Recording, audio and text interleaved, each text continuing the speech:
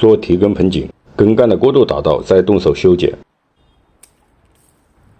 在盆景树种中，大多数适合做提根，尤其是像榆树，可以直接用剪下来的根进行培育，成型的过程简单而快捷。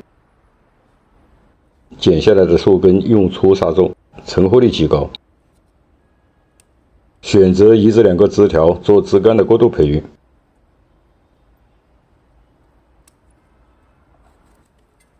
把树根挖出来。榆树的根生长很快，只就几个月的时间。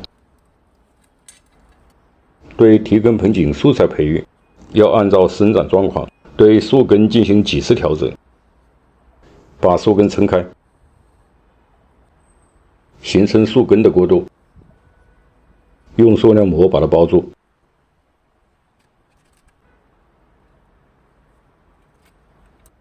新根在膜内生长，这样才能形成比较自然的根干过渡。对过直的树根弯曲定型，这种弯曲没有什么固定的模式，主要依据你对造型的要求。有一点要注意，尽量的减少人工痕迹，要避开 S 弯。榆树根在第一次种养时，要把过直的部分留在外面，因根转阳，皮层的韧性才会增强，在弯曲变形中才不会破裂。像这样立起来，可以做一个高提根，这样把它弯曲变形，可以做悬崖。对树根第一次调整，确定主根的弯曲变化，就基本确定了这个树根以后的培育方向。这棵榆树是第2次调整，把这个根的弯曲都在加大，开口拉弯。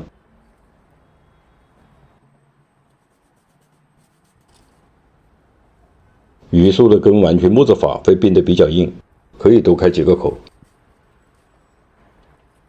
不必担心榆树的愈合能力。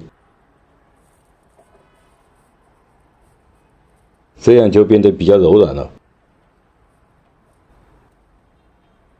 进行吊拉操作，一定要使愈合口完全吻合。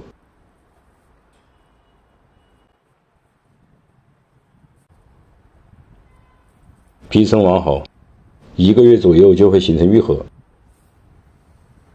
树根定好型，再对根干的过渡进行修剪。提根盆景主干的过渡第1级不要留得过长，1主1出枝，其他的枝条剪掉，把过长的根剪短，理顺根系，要避免树根挣脱后形成缠绕。提根盆景的树根流畅，才会形成比较好的品相。用半湿的土柱修根后，让盆土干2天。从现在开始就要对枝干进行控养，树根的生长需要更多的时间，把握好树根和主干的生长速度。这棵榆树是按照悬崖培育的，栽种时枝条朝上，这样不影响它的生长速度。调整之后的再次栽种，树根不要露出来，主要的目标是养出枝干的过渡，以及形成丰满的树根。这盆是经过多次调整后的榆树，提根已经完全形成，枝干的过渡也比较自然，可以做成悬崖。最后还是把它做成了以根带干的造型，从这里选一个枝向右飘，这个地方接底。提根盆景的骨架形成，往后的枝干培育就会更加明确而快捷。就像这一棵，2年左右枝干成型，接下来配一个什么样的盆，才能将它更好的表现出来，是下一个需要考虑的重点。